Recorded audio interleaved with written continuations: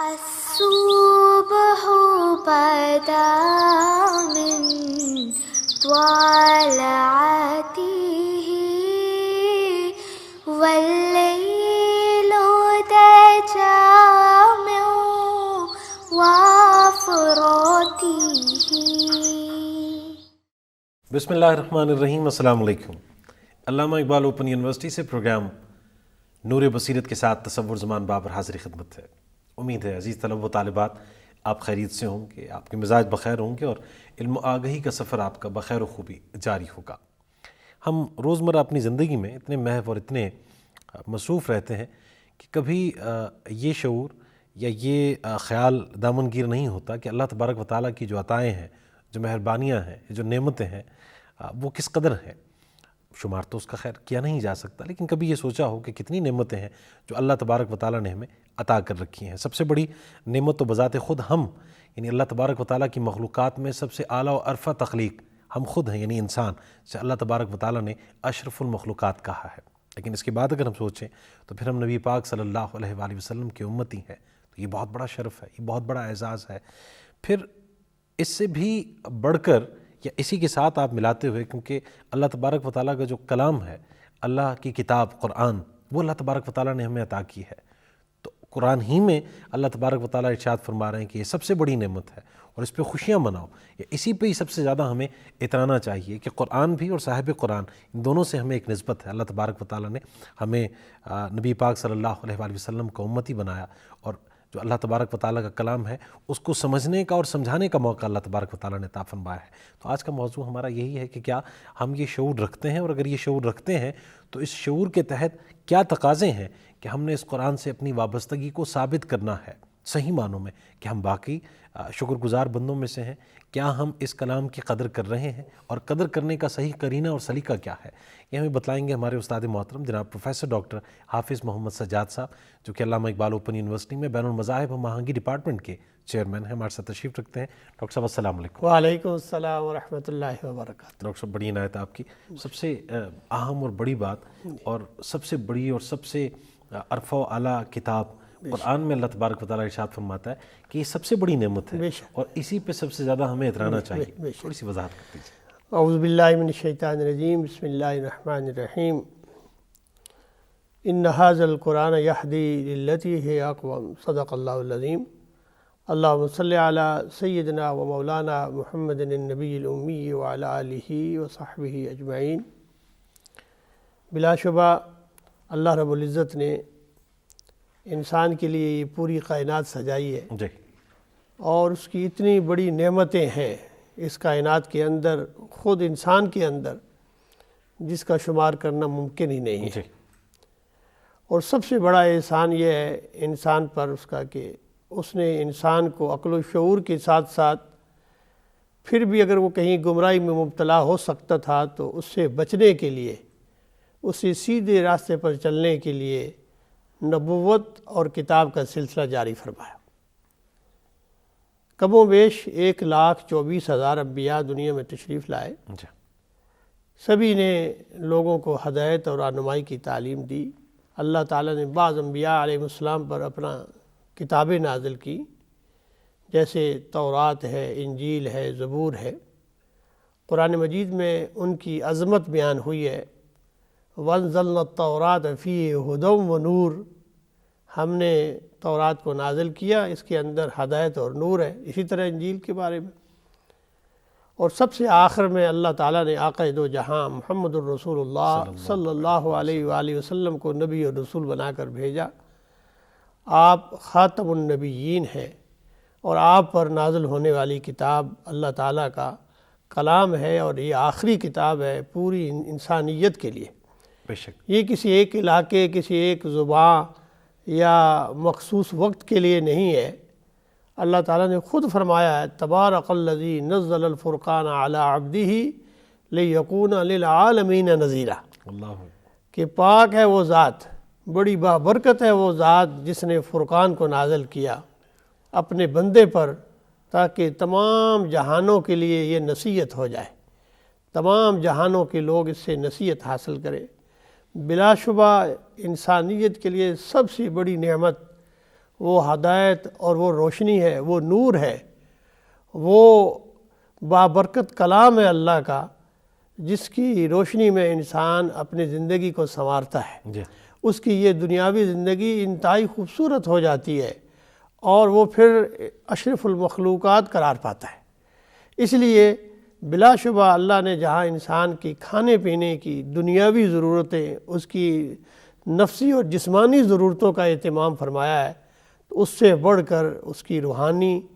اور اس کی ہدایت کا اہتمام فرمایا ہے، اور اس ہدایت میں یہ آخری کلام اللہ کا کلام سب سے بڑی نعمت ہے۔ اس پر جتنی بھی خوشی کا اظہار کیا جائے، اپنی قسمت پر ناز کیا جائے، اور پھر سب سے بڑھ کر اہل ایمان کے لیے تو قرآن کہتا ہے کہ یہ تو اہل ایمان کے لیے رحمت ہے، یہ کتاب اہل ایمان کے لیے رحمت ہے، اس لیے کہ مومنین اسی کے مطابق زندگی بسر کرتے ہیں۔ اور شروع میں ہی بیان کر دیا گیا ذالک الکتاب لا ریب فیہ ھدی للمتقین، یہ تقوی والوں کے لیے ہدایت ہے، رہنمائی ہے، جو اللہ کا خوف کرتے ہیں۔ بلا شبہ ان کے لیے تو یہ ایسی روحانی غذا ہے کہ صبح و شام اور اپنا ہر کام اسی کے مطابق وہ کرتے ہیں۔ صحیح، یقین ڈاکٹر صاحب یہ سب سے بڑی نعمت اللہ تبارک و تعالیٰ کا سب سے بڑا کرم ہے۔ کیا یہ خوشخبری ان لوگوں کے لیے ہے جو اس کو سمجھتے ہیں، جو اس پہ عمل کرتے ہیں؟ یہ بالعموم سب کے لیے رحمت کا باعث ہے اگر کوئی جانے؟ بلا شبہ، کیونکہ اللہ کا کلام پوری انسانیت کے لیے ہے، جی اس لیے قرآن مجید میں اللہ رب العزت نے اس کے لیے جو ذاتی نام، یہ اللہ کا کلام ہے، اور نام بھی اللہ نے خود اسے عطا فرمایا ہے، جی بل ہوا قرآن مجید، یعنی خود فرماتا ہے قرآن اور مجید بڑی عظمت والا ہے، بے شک، اس میں بڑی بزرگی ہے، اس میں بڑی عظمت ہے، بڑی پاکیزگی ہے۔ یہاں تک فرمایا قرآن کریم، یہ رحمت ہے، یہ اللہ کا خاص کرم ہے تم پر، یہ فرقان ہے، یہ موعظہ ہے، یہ نور ہے، یہ برہان ہے۔ یعنی اللہ رب العزت نے کئی ناموں سے اپنے اس کلام کو، اپنی اس نعمت کو، اس کا اظہار فرمایا گیا کہ یہ پوری انسانیت کے لیے، جی یعنی یہ انسانیت کا پیغام ہے۔ اور آپ قرآن کا مطالعہ کریں گے تو یہ اتنی شاندار، اتنی خوبصورت کتاب ہے، اس کا موضوع ہی انسان ہے، اللہ، یعنی اس کا بنیادی، ہر کتاب کا کوئی بنیادی موضوع ہوتا ہے، یہ اس کا مخاطب جی جی بالکل انسان ہے۔ یعنی انسان وہ کسی نسل سے تعلق رکھتا ہو، کسی علاقے سے تعلق رکھتا ہو، کسی تہذیب سے اس کا تعلق ہو، کسی زمانے سے اس کا تعلق ہو، کیونکہ یہ عالمگیر کتاب ہے۔ اس لیے انسان کے اندر جو اس کے فطری جذبات ہیں، فطری میلانات ہیں، اس کے ساتھ ساتھ اس کے اپنے شوق ہیں جو محرکات ہیں، پھر اس کے جو اعمال اور افعال ہیں، حتیٰ کہ اس کی نفسی اور باطنی جو کیفیات ہیں، ان کے اندر بھی اسے مخاطب کر کے بیان کیا گیا ہے کہ تمہارے لیے کون سی رہنمائی ہے۔ اس لیے یہ تو عالمگیر پیغام ہے، اور ہر تہذیب، ہر ملت اور ہر انسان کے لیے ہے۔ پھر اس میں کسی جنس کا بھی تعین نہیں ہے کہ یہ صرف مردوں کے لیے، عورتوں کے لیے نہیں، یہ انسان میں دونوں حیثیتیں شامل ہیں، مرد و عورت، بچہ، جوان، بوڑھا، یعنی کسی بھی عمر کے مرحلے سے جس کا تعلق ہو، سب کے لیے یہ ہدایت اور رہنمائی ہے۔ اور اتنی بڑی نعمت ہے کہ دیکھیے اللہ رب العزت قرآن مجید نازل ہونے سے پہلے جب نازل ہو رہا تھا تو اللہ تعالیٰ نے رسول اللہ صلی اللہ علیہ وآلہ وسلم اور اس امت کے لیے فرمایا کہ یہ اتنی بڑی نعمت میں نے تم پر عطا فرمائی ہے کہ لقد من اللہ علی المؤمنین اذ بعث فیہم رسولا۔ یہ پوری لمبی آیت مبارکہ ہے جس میں تفصیل ہے کہ اللہ نے مومنوں پر احسان کیا ہے کہ انہی میں سے اللہ نے اپنا رسول بھیجا جو تلاوت آیات کرتے ہیں، تعلیم کتاب کرتے ہیں، تعلیم حکمت دیتے ہیں اور لوگوں کا تزکیہ کرتے ہیں۔ یعنی اور اس سے پہلے کیا تھے، تم کھلی گمراہی میں مبتلا تھے، یعنی اس سے پہلے، اس کتاب سے پہلے پوری انسانیت ایک کھلی گمراہی میں مبتلا تھی۔ جو اس اسلامی اور الہامی تعلیمات آ چکی تھیں، لوگوں نے اسے بھلا دیا تھا، اس کے اندر تعریف کر دی تھی، الہامی کتابوں کے اندر اپنے ہاتھ سے لکھ کر اپنے من پسند عقائد داخل کر دیے تھے، یہاں تک کہ اللہ تعالیٰ نے قرآن مجید کو نازل فرمایا اور اللہ تعالیٰ فرماتا ہے کہ تم کھلی گمراہی میں تھے، اب ہدایت تمہارے پاس آ گئی ہے، اور اس کی روشنی میں تم اپنی زندگی کے معمولات اور اپنے تمام کاروباری زندگی اس کے مطابق کر لو۔ اس لیے اہل ایمان کے لیے تو یہ ایک اور طرح یعنی بہت بڑی نعمت ہے کہ ان کے تمام جو تعلیمات ہیں یا ان کے جو دستور زندگی ہے، دستور حیات ہے،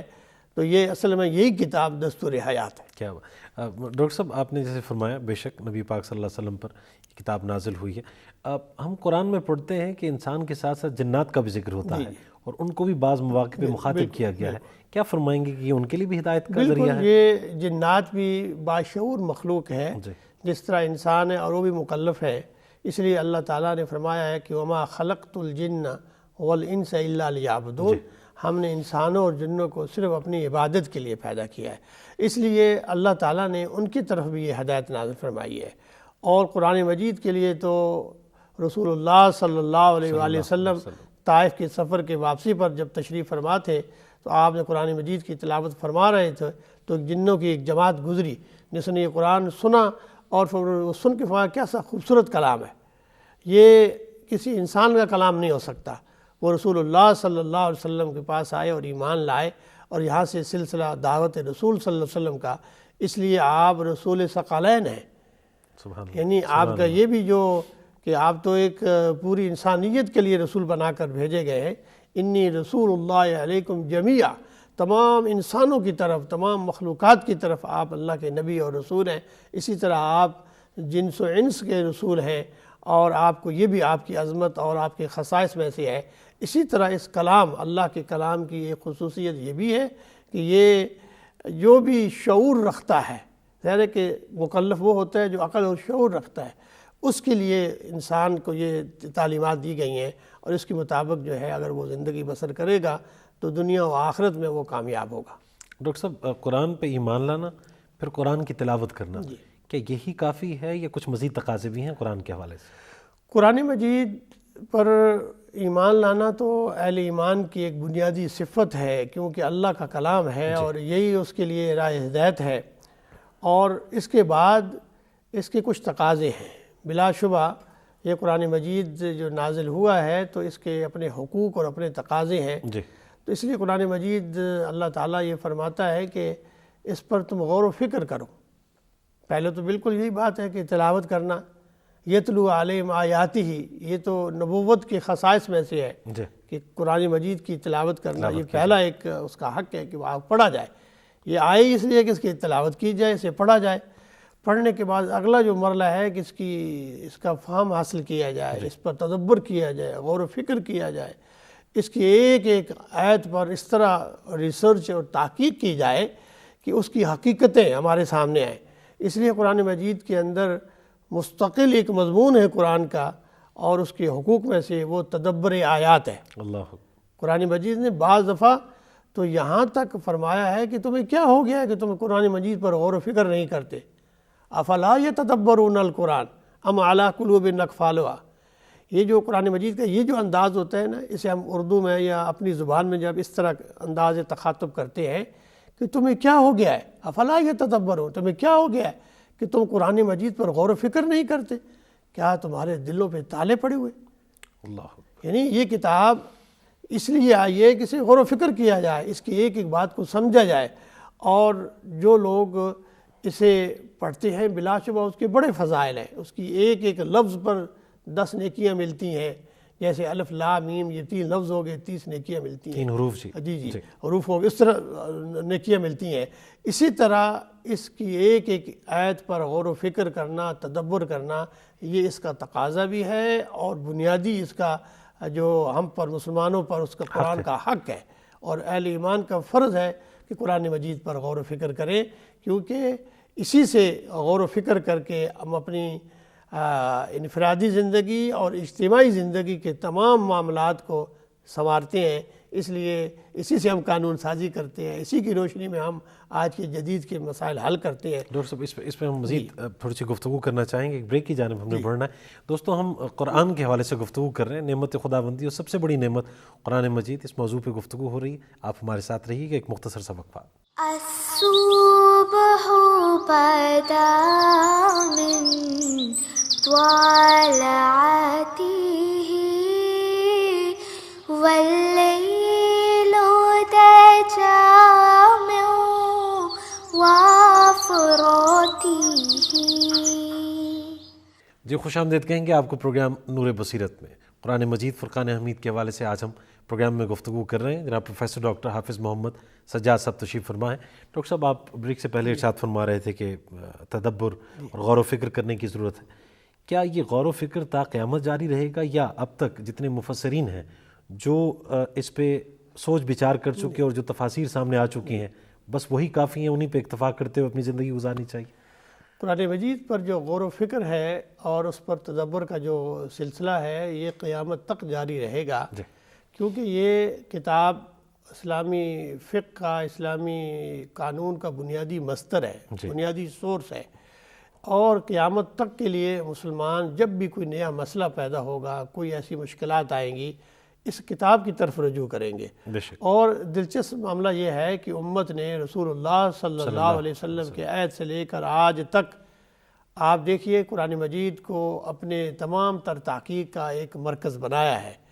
اور اس قرآن مجید میں سینکڑوں علوم ہیں۔ آج جتنے بڑے علوم جو جنہیں ہم علوم اسلامیہ کہتے ہیں یا الہیاتی علوم کہتے ہیں، دینیات کہتے ہیں، تھیالوجی کہتے ہیں، یہ سارے کے سارے علوم ہمیں قرآن مجید سے ملے ہیں۔ اور جتنا جتنا انسان غور و فکر کرتا جائے گا اس میں سے اپنے اپنے جو علوم ہے وہ حاصل کرتا جائے گا۔ حضرت علی مرتضیٰ شیر خدا رضی اللہ تعالیٰ عنہ کا ایک فرمان ہے کہ میں ہر چیز قرآن سے ثابت کر سکتا ہوں، یعنی قرآن اس قدر علوم کا منبع و مخزن ہے کہ اس میں ہر علم موجود ہے۔ اس قرآن کی روشنی میں ہر چیز اس سے حاصل کر سکتا ہوں، کیونکہ اللہ تعالیٰ فرماتا ہے کہ ہم نے کوئی چیز ایسی نہیں ہے جو اس کتاب میں جو ہے وہ بیان کرنے سے رہ گئی ہو، ہر چیز اس کے اندر موجود ہے۔ اس لیے دیکھیے کہ مفسرین نے کتابیں لکھی، تفسیریں لکھی، اور آج آپ دیکھتے ہیں کہ آج بھی قرآن مجید کے تراجم اردو زبان کے اندر اور نئی نئی تفسیریں لوگ لکھ رہے ہیں۔ اس لیے نئی تفسیر لکھنے کا مطلب یہی ہے کہ آج کے حالات کے مطابق اب اس قرآن کو سمجھانا ہے، تو آج کا جو زمانہ ہے، آج کے مسائل کیا ہیں، آج کی ضرورتیں کیا ہیں، مشکلات کون سی پیدا ہو گئی ہیں، اس کے حل کے لیے ہم قرآن کی طرف رجوع کرتے ہیں۔ اس لیے اس پر تدبر اور غور و فکر اور تحقیق اور تفسیر اور تعویلات قیامت تک جاری رہیں گی۔ ڈاکٹر صاحب آپ نے فرمایا کہ یہ ایمان والوں کے لیے خصوصاً رحمت ہے، پھر ہدایت کا سرچشمہ ہے، لیکن ہدایت ان لوگوں کو ملتی ہے جو متقی ہیں، پرہیزگار۔ یہ تقویٰ کو کیوں اس قدر اس سے جوڑ دیا گیا ہے، اس کی کیا خاصیت ہے؟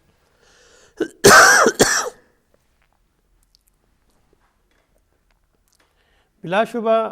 ہدایت اور رہنمائی تو وہ حاصل کریں گے جو حقیقی اس سے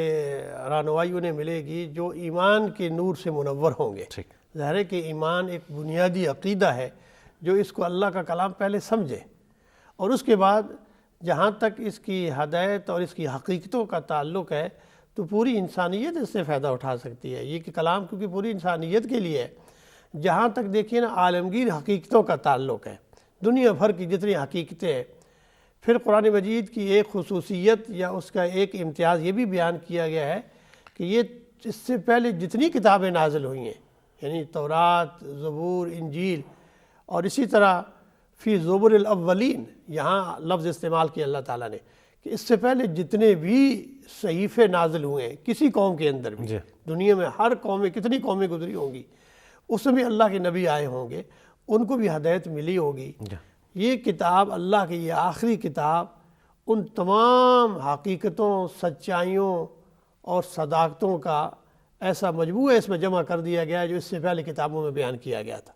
اب یہ انہی کی مہمن ہے،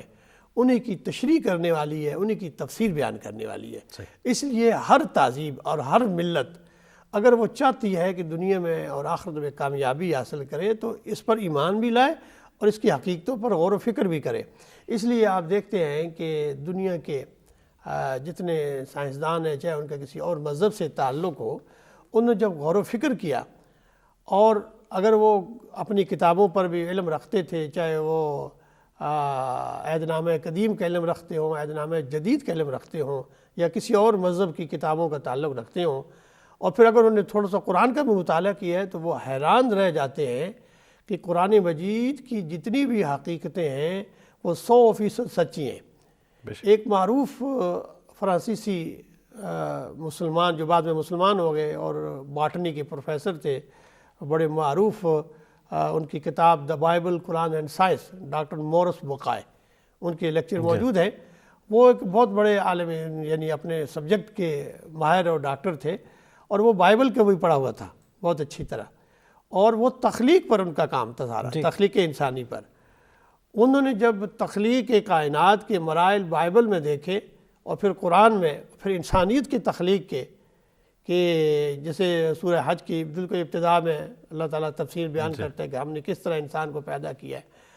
تو وہ حیران رہ گئے کہ جو سائنٹیفک اپروچ قرآن کی ہے کسی اور الہامی کتاب میں اس کی تفصیل اب نہیں ملتی، اور بالآخر وہ مسلمان ہو گئے۔ اور انہوں نے پھر اس پر کتاب لکھی دا ہولی قرآن، یعنی قرآن، سائنس اور بائبل، اور اس میں ثابت کیا کہ جدید سائنٹیفک لحاظ سے جو تخلیق کائنات ہے، تخلیق انسانیت ہے، وہ جو قرآن نے بیان کیا ہے بالکل اس کے مطابق ہے۔ اسی طرح فلکیات کے جو ماہرین ہیں، ایک کتاب چھپی ہے کہ یہ کائنات کیسے بنی، تقریباً 100 کے قریب ایسے سائنسدان ہیں جو فلکیات پر جنہوں نے کام کیا ہے، تو آخر کار انہوں نے مانا ہے کہ یہ کائنات ایسے ہی وجود میں نہیں آ گئی، کوئی حادثہ ہوا ہو اور وہ تخلیق بن گئی ہو، جیسے ڈارون کا نظریہ ارتقاء یا دوسرے لوگ یا بعض مذاہب کے اندر ہے، جیسے ہندو مت کے اندر ایک دھماکہ ہوا اور یہ کائنات بن گئی، اور پہلے مٹی تھی، پھر اس طرح اسی سے برہما پیدا ہوا۔ اور یہ بالکل کہتے ہیں کہ یہ اس میں کوئی لاجک نہیں ہے، کوئی سائنس نہیں ہے، کوئی اس کے اندر حقیقت نہیں ہے، جبکہ قرآن مجید نے جو اس کے کائنات کی حقیقت بیان کی ہے، یہ زمین و آسمان، یہ چاند، سورج، ستارے، یہ کائنات کا نظام، اس کے اندر قرآن بار بار یہ کہتا ہے ان فی خلق السماوات والارض لآیات لقوم یعقلون، کہ یہ زمین و آسمان میں جو نشانیاں ہیں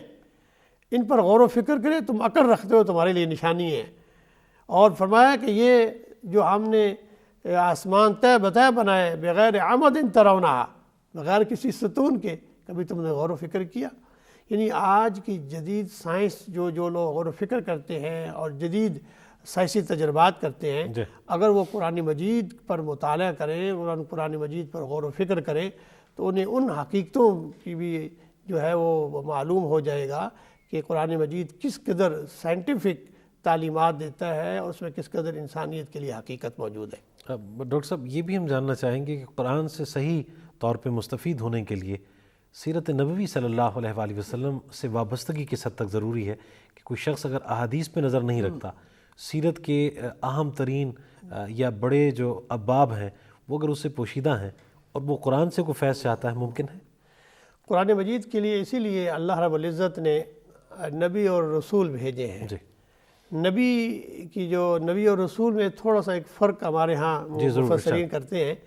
کہ نبی تو وہ ہوتا ہے کہ جو سابقہ شریعت یا قانون یا الہامی تعلیمات ہی کی تائید کرنے کے لیے آتا ہے،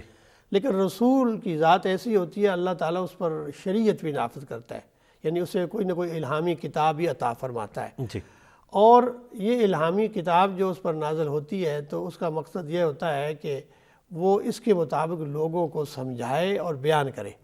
رسول اللہ صلی اللہ علیہ وآلہ وسلم پر جب قرآن مجید نازل ہوا تو ساتھ ہی فرمایا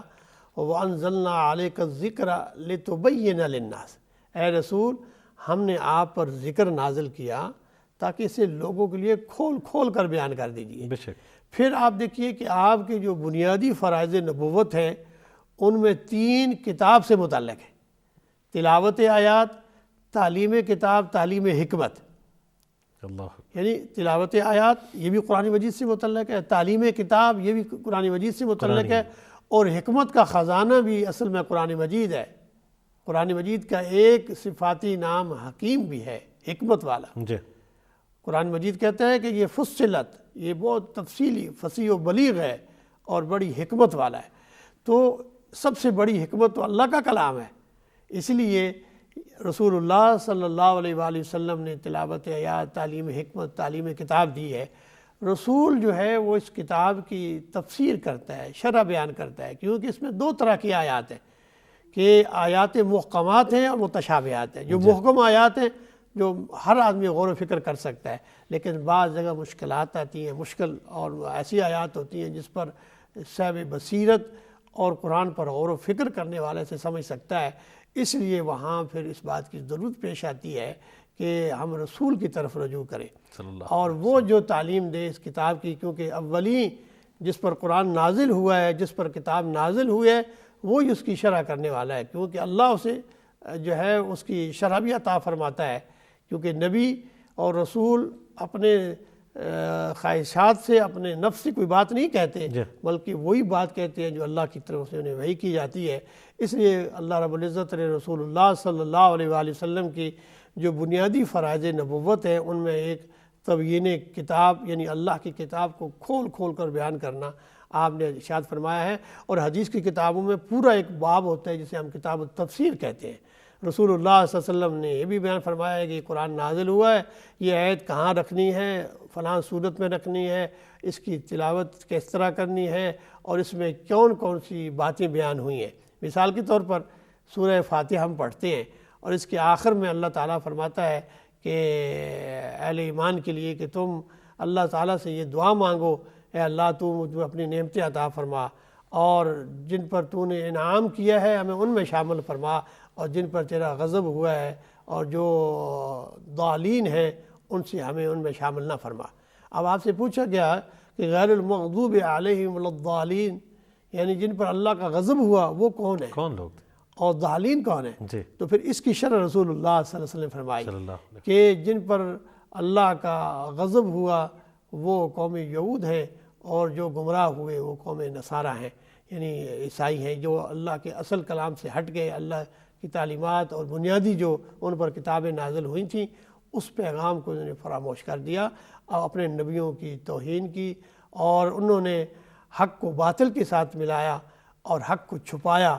اور اللہ کا غضب ان پر نازل ہوا۔ اس لیے اللہ تعالیٰ نے سورہ بقرہ کے اندر اور بہت ساری دیگر آیات میں ان سابقہ قوموں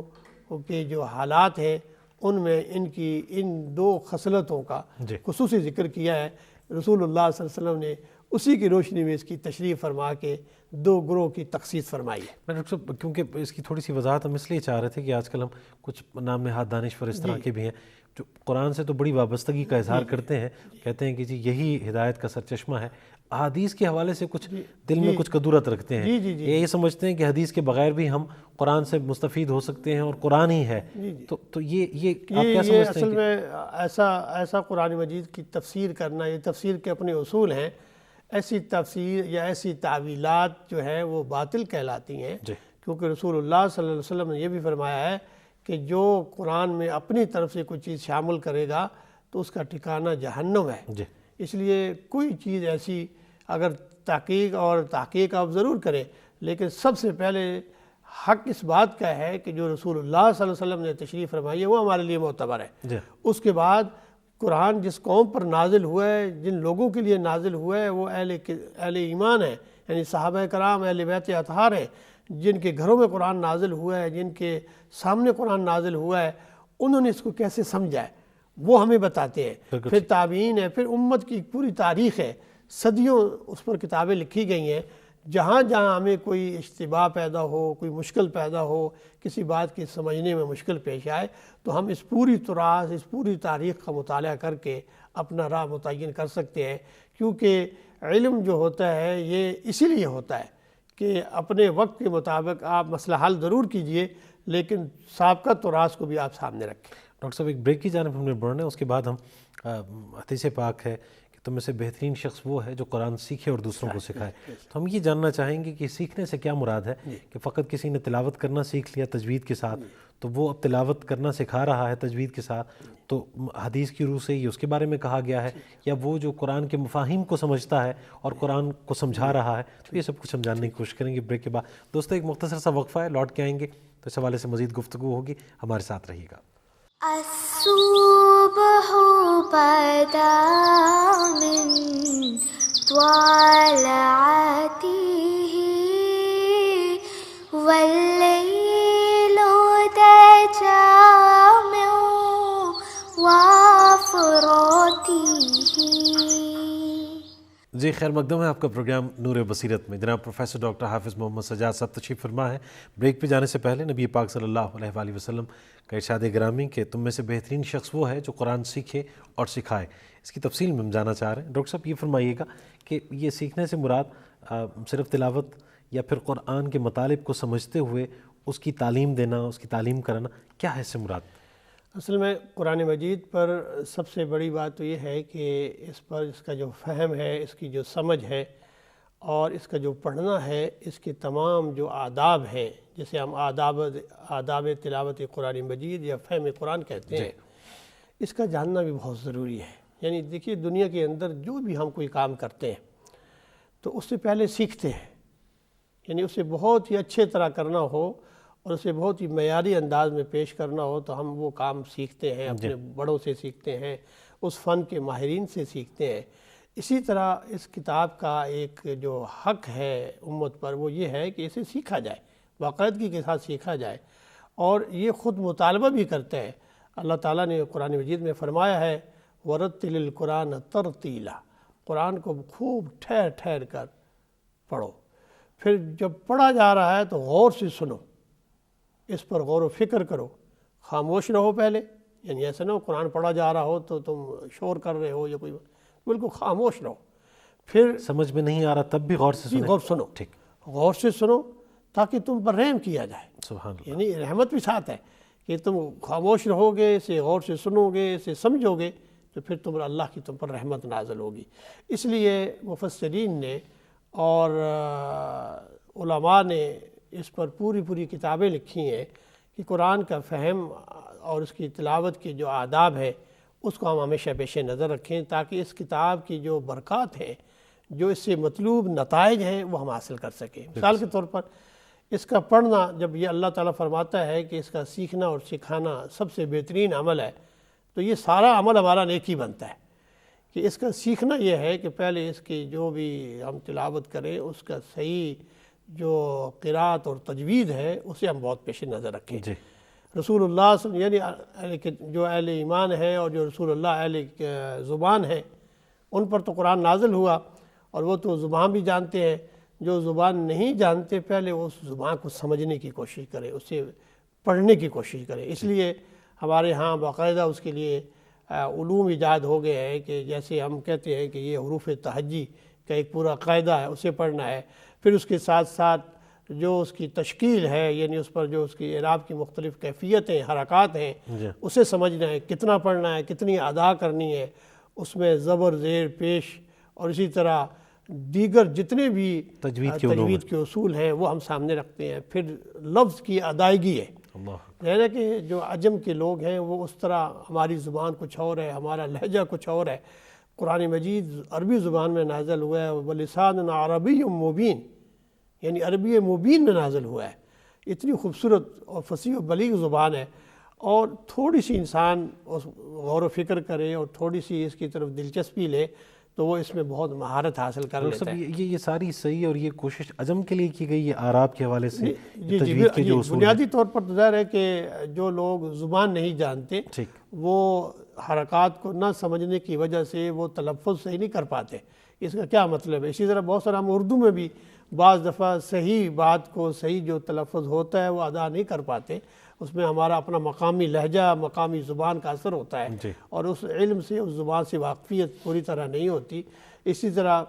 بہت سارے آپ نے سنا ہوگا کہ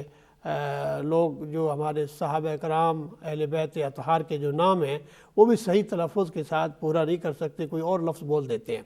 حالانکہ وہ کیونکہ زبان کو نہیں جان رہے ہوتے اور عرف عام میں وہ چیزیں پہلے انہیں پڑھی نہیں ہوتی، اور وہ اپنے محاورے اور اپنے زبان کے حوالے سے وہ بات بول دیتے ہیں۔ اب ہمارے یہاں ایک بڑا معروف ایک رسول اللہ صلی اللہ علیہ وسلم کی جو دائی ہیں حضرت ثویبہ، ہمارے یہاں صوبیہ لوگ اسے پڑھتے ہیں۔ تو اس طرح کے بہت سارے اور نام اور اسماء ہیں جو ہم صحیح نہیں پڑھ سکتے۔ قرآن مجید کے لیے تو بہت ہی ضروری ہے کہ اسے سیکھا جائے اور اسے، اس کے اصولوں کو سیکھا جائے، اس کی تلاوت کے آداب کو سیکھا جائے، تجوید کے جو بنیادی اصول ہیں اس کو سیکھا جائے۔ یہ کس درجے میں ضروری ہے ڈاکٹر صاحب، اس کی وضاحت کر یہ دیجیے۔ دیکھیے، قرآن مجید کے پڑھنے والے ہر آدمی کے لیے لازمی ہے کہ قرآن کو صحیح تو پہلے پڑھے، کیونکہ وہ صحیح پڑھ نہیں سکے گا تو اس کے کئی معنی ہو جائیں گے۔ اور نماز میں جو ہم تلاوت کر رہے ہوتے ہیں اگر وہ غلط کر رہے ہیں بالکل تو گناہ ہوگا، اس سے نماز پہ فرق پڑتا ہے۔ بالکل، وہ اس لیے کہ آپ جو بات آپ کہہ رہے ہیں، اگر آپ یعنی انعمت اگر پڑھتے ہیں اور انعام تو پڑھتے ہیں تو آپ نے ایک ایسا بات کہہ دی ہے کہ جو بعض دفعہ شرک کے درجے تک پہنچ جاتی ہے. تو اس طرح ہمیں کوئی ایسا جو ہے غور و فکر کرنا ہے اور اس کی ایک ایک لفظ کو سمجھنا ہے اور اس سے پہلے اس کے اصولوں کو سمجھنا ہے. کہ جو تجوید کے اصول ہیں وہ ہر آدمی اتنا ضرور سیکھے کہ جو وہ پڑھ رہا ہے وہ صحیح پڑھے قرآن مجید کو. اس کے پورے جو اللہ کا منشا ہے جو اس آیت کے اندر جو اس یعنی اس تحریر کے اندر جو قرآن مجید کے جو اسباق ہے اس کے اندر جو قرآن چاہ رہا ہے پہلے اس کو سمجھا جائے, اس سے پڑھا جائے. یہ ڈاکٹر صاحب پہلا سٹیپ ہوا کہ آپ کا تلفظ آپ کی ادائیگی ٹھیک ہو. اگلا درجہ کیا؟ اگلا درجہ پھر اس میں پھر فرمایا کہ اپنی آوازوں کو بھی خوبصورت کرو. اچھا, یعنی قرآن مجید کے ذریعے سے خوش الحانی سے پڑھو کہ القرآن میں رسول اللہ صلی اللہ علیہ وسلم کا فرمان ہے کہ اپنی زبانوں کو اور اپنی آوازوں کو قرآن سے مزین کرو, خوبصورت بنا کے پڑھو. اس لیے آپ دیکھیے کہ آپ پر قرآن نازل ہوا ہے, لیکن بعض دفعہ دلچسپ بات ہے کہ آپ حضرت معاذ ابن جبل رضی اللہ تعالیٰ عنہ, حضرت ابو موسیٰ اشعری, حضرت ابی ابن قعب اور اسی طرح حضرت عبداللہ ابن مسعود رضی اللہ تعالیٰ عنہ سے قرآن مجید فرماتے تھے کہ آپ مجھے قرآن سنائیں. اور ایک روایت میں آتا ہے کہ جب وہ قرآن مجید سنا رہے تھے تو آپ کے آنکھوں سے آنسو جاری تھے. یہ اس کی تاثیر ہے. حالانکہ اللہ کے قرآن اللہ آپ پر بھی نازل ہوا ہے, آپ بھی پڑھتے تھے تو قریش مکہ رات کو چھپ کے سنتے تھے. جب آپ پر قرآن نازل ہوا وہ حرم پاک میں آپ قرآن مجید کی تلاوت فرماتے تھے اور وہ چھپ کے سنتے تھے, اور جب صبح تک سنتے تھے. جب صبح مل جاتے مختلف گلیوں سے اکٹھے ہوتے تو وہ کہتے ایک دوسرے کو لعن طعن کرتے کہ سارا دن ہم رسول اللہ صلی اللہ علیہ وسلم کی مخالفت کرتے ہیں لیکن تم رات کو چھپ کے قرآن سنتے ہو. پھر کہتے کہ اللہ کا کلام ہے, یہ کسی انسان کا کلام نہیں. اس لیے اللہ رب العزت نے رسول اللہ صلی اللہ علیہ وسلم کو سب سے بڑا معجزہ جو عطا فرمایا ہے یہ کلام ہے. اس لیے اعجاز قرآن سب سے بڑا معجزہ ہے. بے شک یہ اس کا اعجاز ہے, اور اس کا یہ جو اس کا معجزے کی ایک اللہ تعالیٰ نے قرآن میں یہ فرما دیا ہے کہ تم اس جیسی ایک صورت بنا کے لاؤ. فاتوا بصورۃ من مثلی وادعوا شہداءکم, اس جیسی تم اپنے گواہوں کو اپنے ساتھیوں کو ساتھ ملا لاؤ, اس جیسی کوئی ایک صورت ہی بنا کے لاؤ. تو یہ تم نہیں لا سکتے اور نہیں کر سکتے. نہیں کر سکتے. بالکل. تو یہ چیلنج جو ہے قیامت تک کے لیے یہ اللہ کا کلام ہے اور اس کی عظمت ہے. تو ظاہر ہے کہ اس کو بہت ضروری ہے کہ اس کو سمجھا جائے. ڈاکٹر صاحب ایک شخص نے تجوید بھی بہتر انداز میں کر لی, وہ اس کو اچھی طرح سے پڑھ رہا ہے, خوش الہانی کے ساتھ پڑھ رہا ہے, یہیں پہ اتفاق کرے کہ نہیں اسے مزید آگے بڑھنے کی اس میں ایک لگن ہونی چاہیے. پہلا سٹیپ تو یہ ہے کہ اسے صحیح پڑھنا آئے, پھر اس کے بعد اسے خوبصورت انداز میں لوگوں تک پہنچائے. پھر تیسرا مرحلہ اس کا یہ ہے کہ اسے سمجھا جائے کیونکہ یہ قرآن مجید اس لیے نازل ہوا ہے کہ اس کے مطابق ہم نے زندگی بسر کرنی ہے. یہ قرآن مجید کا ہم سے مطالبہ کیا ہے, وہ کیا کہہ رہا ہے, کیا تعلیم دے رہا ہے. یعنی ایک انسان پڑھتا جو رہے کہ جھوٹے پر اللہ کی لعنت ہے, وہ لعنت اللہ علی القاذبین, یہ آیت تو پڑھتا ہے لیکن اس کا مفہوم نہیں سمجھتا. جو پڑھنے کا ثواب اجر و ثواب ہے وہ تو اسے مل رہا ہے کہ اللہ کا کلام ہے, لیکن اس آیت مبارکہ سے جو پیغام مل رہا ہے کہ اس برائی سے بچنا ہے, اللہ کی اس پر لعنت ہے جو جھوٹ بولتا ہے. وہ جھوٹ بولتے ہیں اس کو پتہ ہی نہیں ہے یہ لعنت تو مجھ پہ برس رہی ہے. تو وہ پیغام جو اللہ کا پیغام ہے اس کی تفہیم, اس کی شرح اور تفصیل, پھر اس سے اگلا مرحلہ جو ہے اس پر غور و فکر کر کے اس سے نتائج اخذ کرنا ہے. یعنی اس پہ یہ دیکھنا ہے کہ قرآن مجید میں یہ حکم نازل ہوا ہے تو اس سے مطلب کیا ہے اور اس کی مزید اس کی کیا کیا دلالات اور کیا کیا تعبیرات ہیں. ڈاکٹر صاحب یہ اہم نقطہ ہے کہ جو نتائج اخذ کرنا ہے یہ ہر مسلمان کا فرض ہے اور اس کو یہ کرنا چاہیے, یہ صرف علماء کرام کا یا مفسرین کا یہ فریضہ ہے؟ یہ ضروری ہے کہ جو اس فن کا ماہر ہو, پھر اصول تفسیر کا ماہر ہو, اصول فقہ کا ماہر ہو, جو قرآن پر کئی علوم پھر قرآن پر جو اخذ و استنباط کرنا ہے اس کے لیے علماء نے لکھا ہے تقریباً جو قرآن کے 30-40 علوم ہیں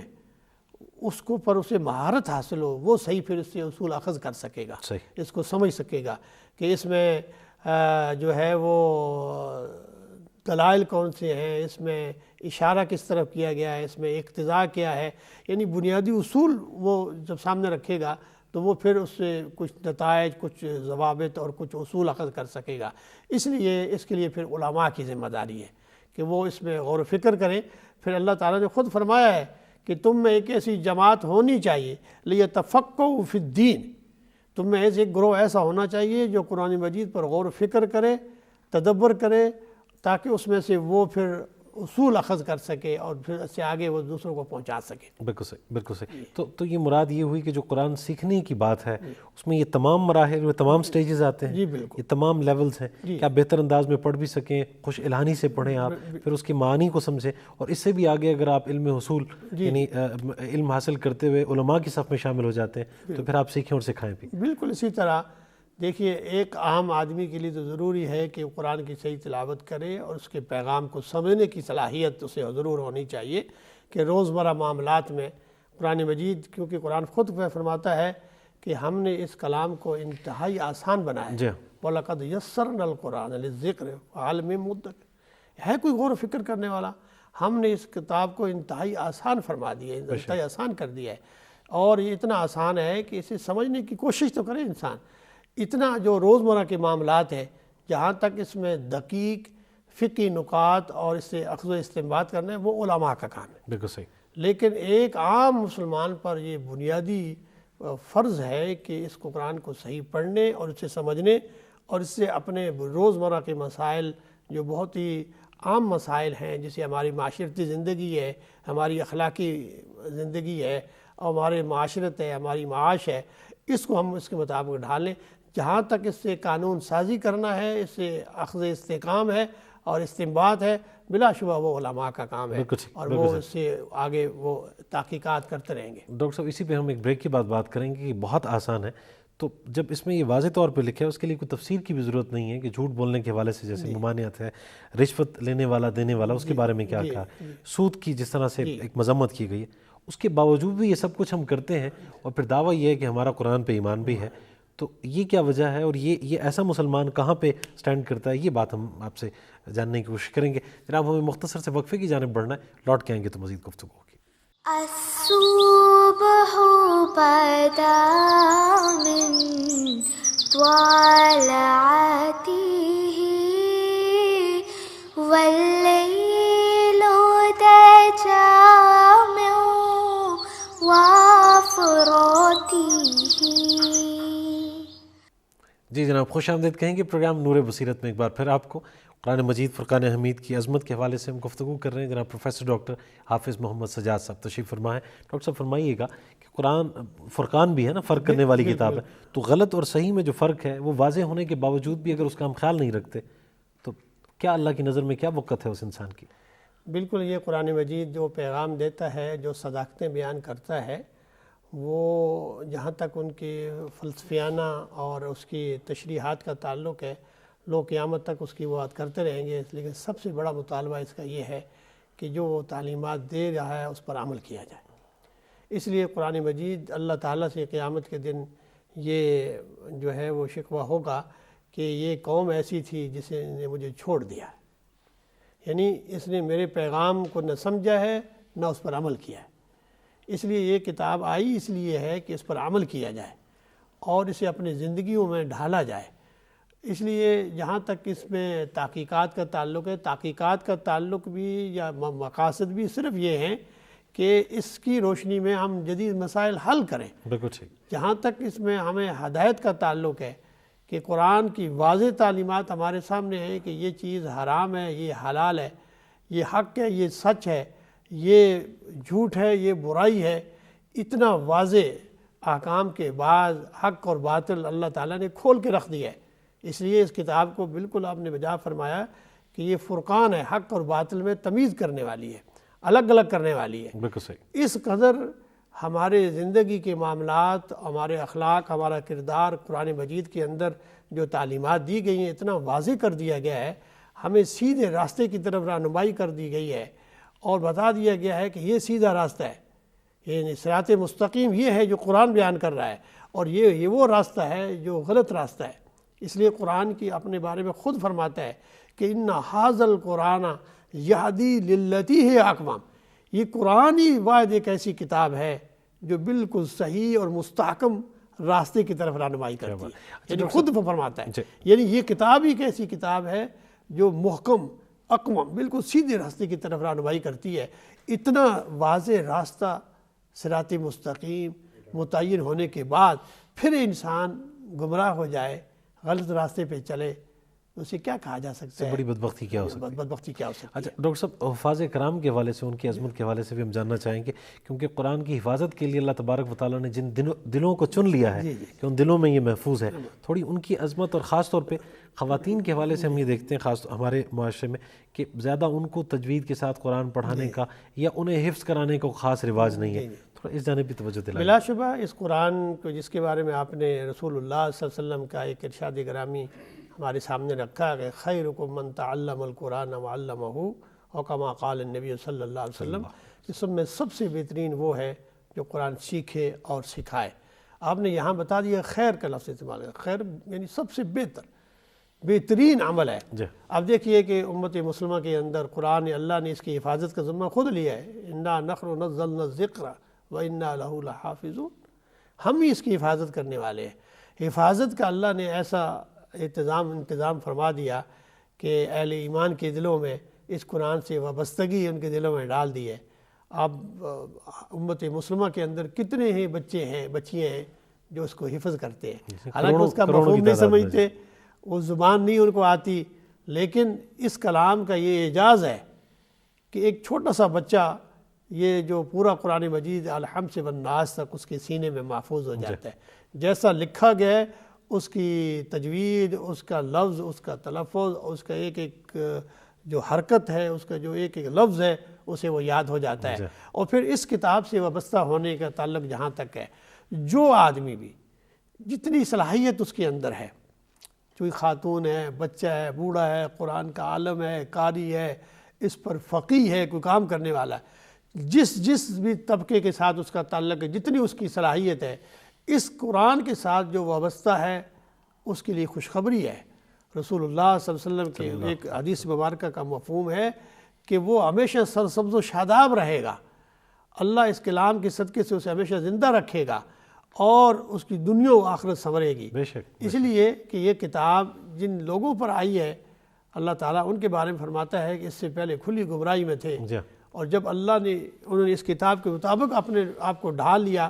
تو پھر اللہ فرماتا ہے کہ یہ وہ لوگ ہیں رضی اللہ عنہم ورضوا عنہ، اللہ ان سے راضی ہو گیا، وہ اللہ سے راضی ہو گئے، اور ہمیں حکم دے رہا ہے کہ اگر تم پیروی کرنی ہے تو ان اصحاب رسول اللہ صلی اللہ علیہ وسلم، اصحاب رسول اہل بیت کی پیروی کرو، ان کے نقشے پر محمد الرسول اللہ والذین معہ شداء علی الکفار رحماء بینہم۔ اصل میں انہوں نے اپنی پوری زندگیاں جو جہالت پر مبنی تھیں اس سے ختم کر کے نور کی طرف آ گئے، اس نور کی روشنی سے وہ خود بھی منور ہوئے اور پوری دنیا کو بھی منور کیا۔ بلا شبہ ہمارے معاشرے میں کسی بھی طبقے میں جو لوگ بھی قرآن کی خدمت کر رہے ہیں، اسے قرآن لوگوں تک پہنچا رہے ہیں، اپنے بچوں کو حفظ کی تعلیم دے رہے ہیں، تجوید کی تعلیم دے رہے ہیں، بچیوں کو تعلیم دے رہے ہیں، خواتین کے قرآن مجید کے درس کے حلقے ہیں، اسی طرح علماء کے قراء کے جو لوگوں کو سکھا رہے ہیں، تو اللہ تعالیٰ ان کو یہ اس کا اجر عطا فرمائے گا۔ جو خود وہ پڑھتے ہیں وہ تو ضرور اجر ملتا ہی ملتا ہے، لیکن جو دوسروں تک قرآن کی تعلیمات کو پہنچانا، سکھانا اور سیکھنا ہے، اس کا اجر بھی اللہ انہیں عطا فرمائے گا، اور یہ ایسا اجر ہے کہ اس سے ان کی دنیا بھی سنورے گی اور آخرت میں تو اللہ تعالیٰ نے ان کے لیے بے پناہ اجر و ثواب رکھا ہے۔ ڈاکٹر صاحب میں تھوڑا سا مزید چاہوں گا کہ اس پہ بات ہو کہ بچیوں کے حوالے سے، کیونکہ جو بچے ہیں یا قراء حضرات ہیں، انہیں تو رمضان المبارک میں بھی قرآن پڑھنے کا موقع ملتا ہے، دیگر حوالوں سے بھی کئی خواتین کے لیے ظاہری بات ہے کہ اس طرح ممکن نہیں ہے، تو ان کو اس حوالے سے انکریج نہیں کیا جاتا بلکہ کہ آپ حفظ کریں یا حفاظ کی صف میں شامل ہوں، کیا فرمائیے گا اس حوالے سے؟ بالکل، یہ جہاں تک یہ جو ہم نے حدیث پڑھی ہے اس میں یہ کوئی تخصیص نہیں کی گئی کہ اس میں مرد یا عورت کا تعلق ہو، تم میں سے کوئی بھی، خیرکم، یہاں عموم کا ذکر ہے کہ امت مسلمہ سے میں کوئی بھی، چاہے مرد ہو چاہے کوئی عورت ہو، قرآن کو سیکھے اور دوسروں تک پہنچائے، بہترین سیکھے اور سکھائے، اس کا اجر و ثواب ملے گا۔ اور یہ خواتین اپنے خواتین کے حلقے میں بیٹھ کے تو خوش الہانی سے قرآن پڑھ سکتی ہیں۔ ہمیں خود رسول اللہ صلی اللہ علیہ وسلم کے ازواج مطہرات امہات المومنین کی سیرت کا مطالعہ کریں گے تو آپ دیکھیں گے کہ ان میں کئی جو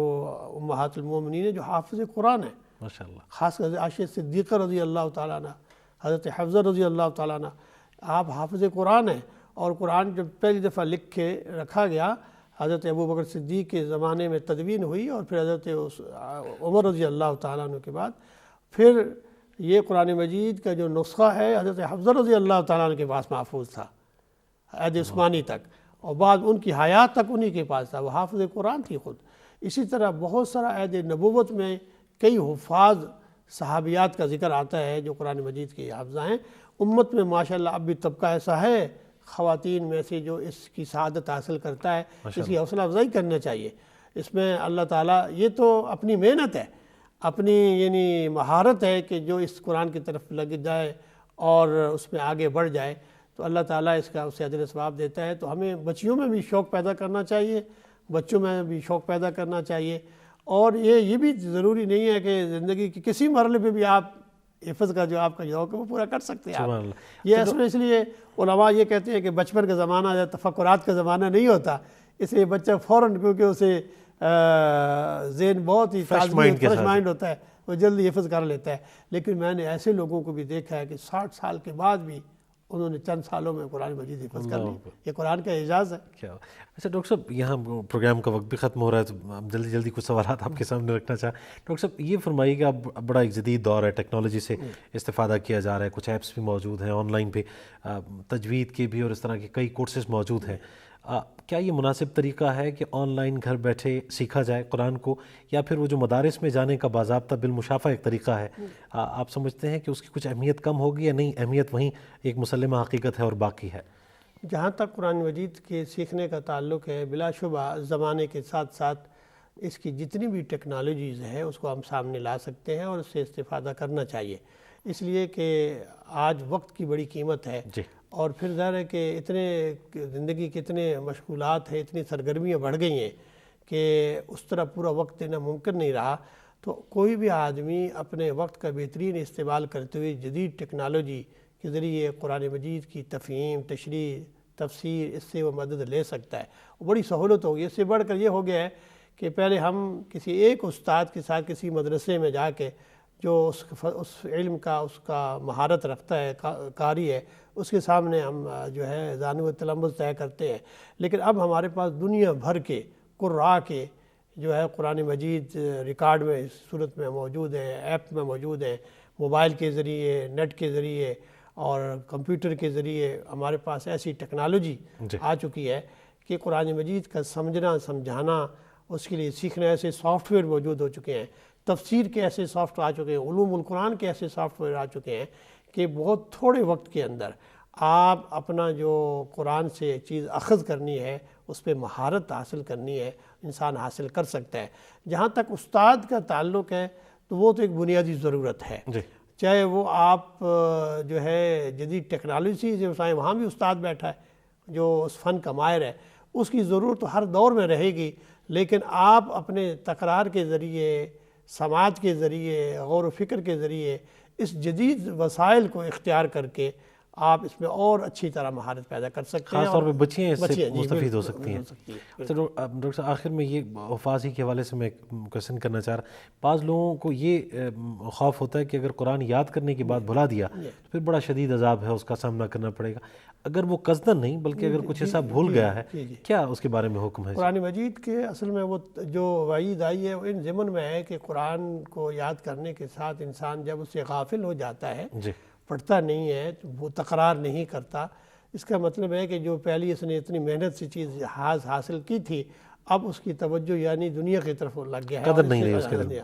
اس کی طرف اشارہ ہے کہ قرآن مجید کو جب آپ نے حفظ و ضبط کر لیا ہے تو پھر اس سے تکرار بہت ضروری ہے. ورنہ تو یہ ہے کہ انسان دنیا میں مشغول ہو جاتا ہے اور پھر بہت ساری ایسی چیزیں ہیں جو انسان بھول جاتا ہے.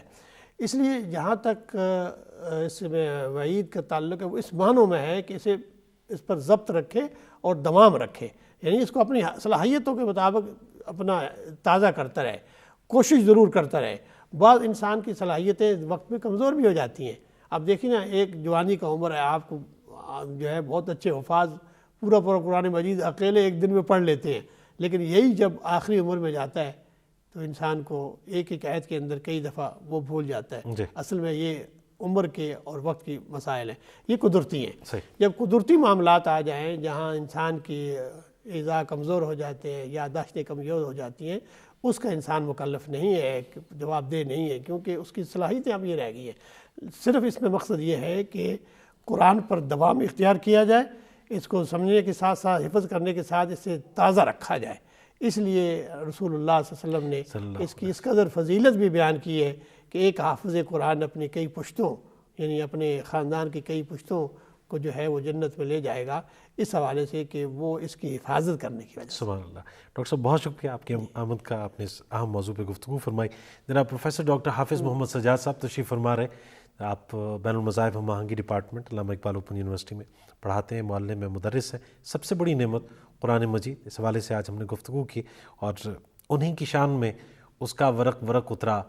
کہ جس کتاب کو ام الکتاب کہتے ہیں، تو نبی پاک صلی اللہ علیہ وآلہ وسلم صاحب قرآن ہے۔ تو جو شخص چاہتا ہے کہ قرآن سے فیض پائے، وہ سیرت سے دور نہیں رہ سکتا۔ جب آپ سیرت کے قریب ہوں گے تو قرآن کا فہم اور قرآن کی جو عظمت ہے صحیح معنوں میں آپ پہ ظاہر ہوگی۔ اور کوئی نعمت اور اس کی قدر آپ یوں لے لیجئے کہ کوئی محبوب چیز دنیاوی اعتبار سے آپ کے پاس ہے، ایک لیٹسٹ گاڑی کو ہی لے لیجیے، اس کے تمام فیچرز، اس کے جتنے فنکشنز ہیں ان سے آپ آگاہ ہوں گے، پھر اس کا استعمال کریں گے، اس کا اظہار کریں گے، اس سے آپ کے عزیز و اقربا، آپ کے دوست احباب مستفید ہوں گے۔ تو یہ تو ایک بڑی معمولی سی نعمت ہے، اور قرآن جیسی نعمت اگر اس کے بارے میں ہمیں پتہ نہیں ہے، یا اس کا ہم اظہار نہیں کرتے، یا اس کی حفاظت نہیں کرتے، تو پھر کیا ہم نے اس کو نعمت سمجھا؟ اللہ تبارک و تعالیٰ قرآن کی صحیح معنوں میں ہمیں قدر کرنے کی توفیق عطا فرمائے۔ آج کا پروگرام یہیں تک، اگلے پروگرام میں ایک نئے موضوع کے ساتھ آپ سے پھر ملاقات ہوگی۔ تصور زمان بابر کو نور بصیرت سے اجازت دیجیے۔ اللہ نگہبان۔